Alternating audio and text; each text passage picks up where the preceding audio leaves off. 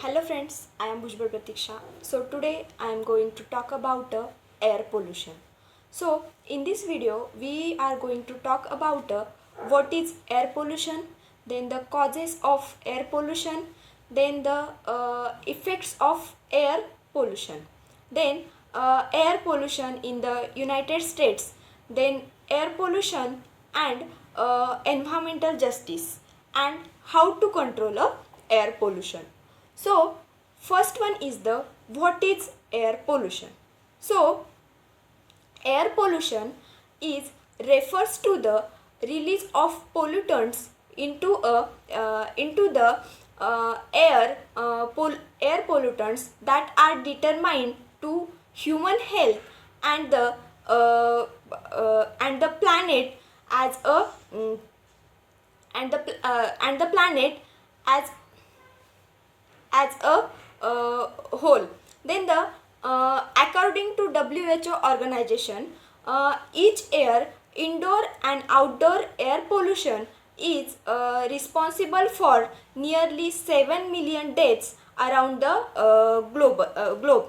Then 99% of human beings are currently breathe air that exceeds the WHO guidelines limits for the for air pollutions. With this, living organisms in a low middle income countries suffering the most due to air pollution. In the United States, the Clean Air Act established in 1970 for to authorized by US environmental protection agencies and to the safeguard public health by regulating the emission of the harmful air pollution. So nowadays air pollution is a very crucial thing, and it impact on human health and environmental facts also. Now second point we are going to discuss is the what are the causes of air pollution. So most of air pollution comes from the energy use and the production which is due to the driving a car on the gas lines, then heating a home with oil, then running a power plant for fracked gas. Then in each case a fossil fuel is burned and it is harmful chemical and gases which are released into the air. Then we have to made a progress over last 15 years in improving the air pollution quality in the United States, which because of the Clean Air Act, and but the climate change will make it very harder in the future to meet a pollution standard which are designed to the protect health, which are said this is said by a Volk. Then a third important point we are going to discuss is the effect of air pollution. So the effect of air pollution, air pollution is now the world's fourth largest factor for early death. It is responsible for the early death. Then the according to the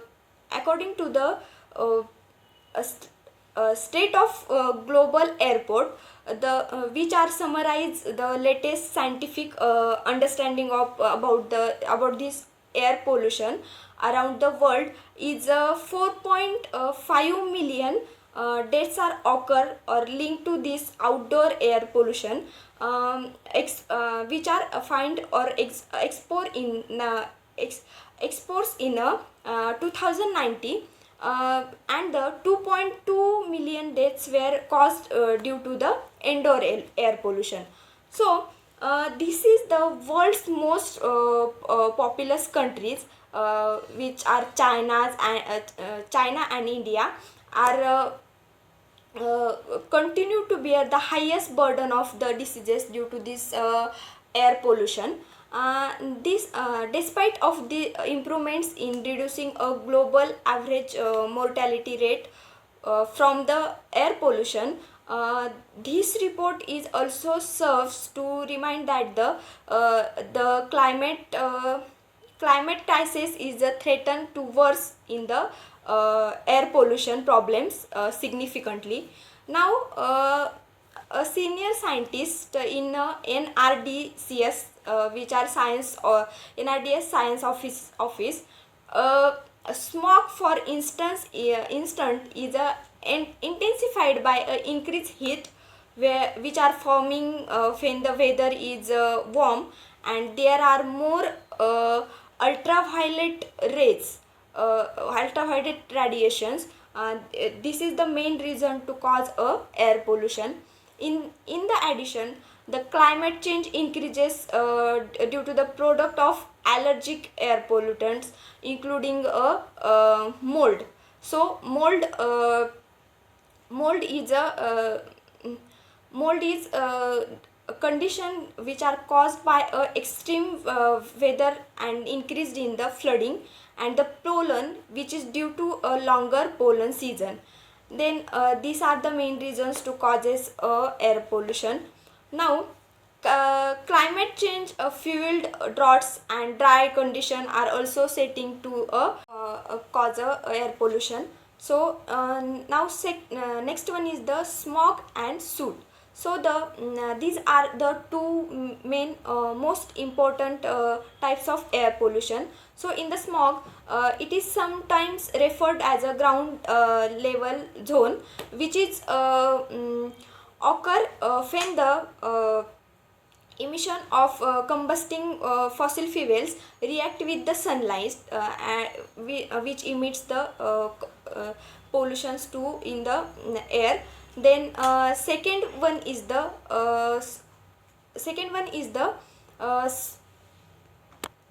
soot is a type of particular matter which is made up of tiny particles of chemicals and chemicals, soils, then smoke, dust or allergens that are carried in the air. So these sources of smog and soot are going to are responsible for the air pollution. Both come from the cars and trucks, factories, then the power points, which are or the anything generally that combust fossil fuels such as coal, gas lines and natural gas. Then the next one is the smog can irritate our eyes and throat, also damages our lungs, especially those of children, then the senior citizens, and the people who are work experience work or exercise at the outdoors. Then it's even worse of people when have asthma and allergies, and these extra leads to asthma attacks. Now next point is the air pollution in the United States. So more than 1 in 3 US residents, 120 million people live in the countries to continue with the unhealthy levels of air pollution.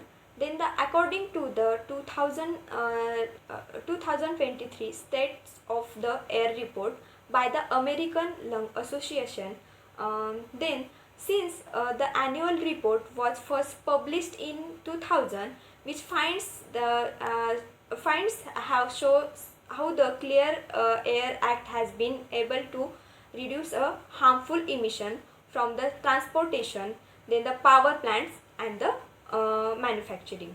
Now the recent findings, it reflects how the climate change fueled wildfires and extreme heats are adding to the challenges of protecting the public health. Then in the latest reports, which are focuses on a ozone layer, which in the air around particle pollution, and short term particle pollution, which also finds that the people of color are 61% more likely than white people who live in the country, with the falling in grade at least one of those categories, and three times more likely to live in the country that fails in all three.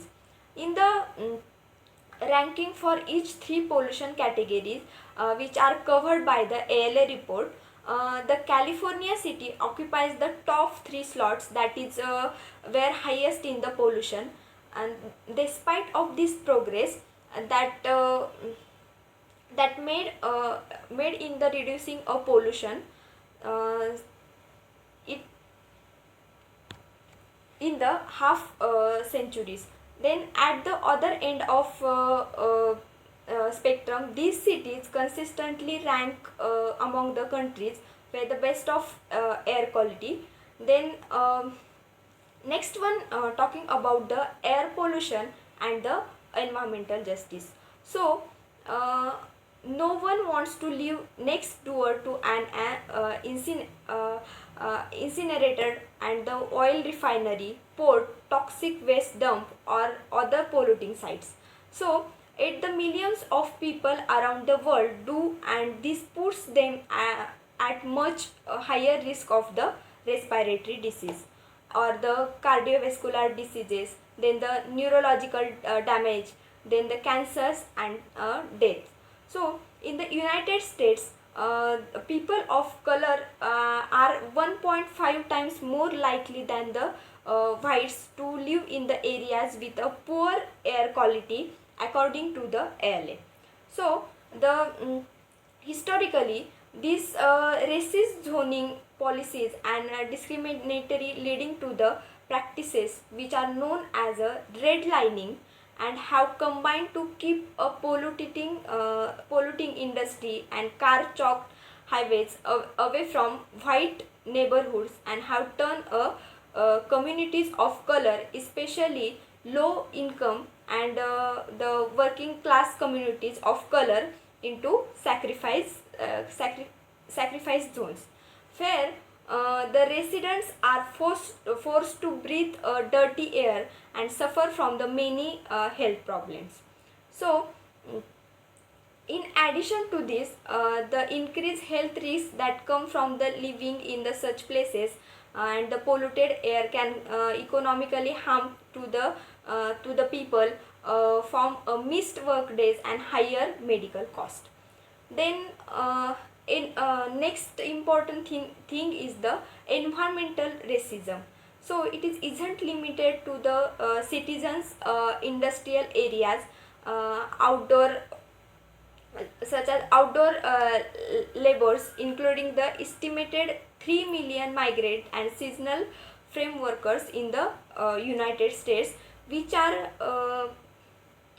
among the most vulnerable to air population, and they are also least equipped and the politically pressured employees and lawmakers to affirm their the right to breathe a clean air. Then now talking about controlling air pollution. So in the United States, the Clean Air Act, which has been a crucial tool for reducing air pollution since it is passes in 1970, although for fossil fuel interest added by the industry, friendly lawmakers have frequently attempt to weaken its many protection to ensuring that this bedrock environmental law remains intact and properly enforced will always be key to maintaining and improving our air quality. So, but the best and most effective way to control air pollution is to speed up a transition to cleaner fuels and industrial processes. So, by switching over or renewable energy sources such as wind or solar power, and maximizing of fuel efficiency in our vehicles. And next one is the replacing more and more of our gasoline powered such as cars and trucks with the electric versions. And then we will also limiting air pollutions as its source, while it also curbing the global warming that heightens so many of the worst health impacts. Now, what about the economic cost of controlling the air pollution? According to a report on Clean Air Act Commission by NRDC, the annual benefits of cleaner air are up to the 32 times greater than the cost of clean air regulation. Thank you.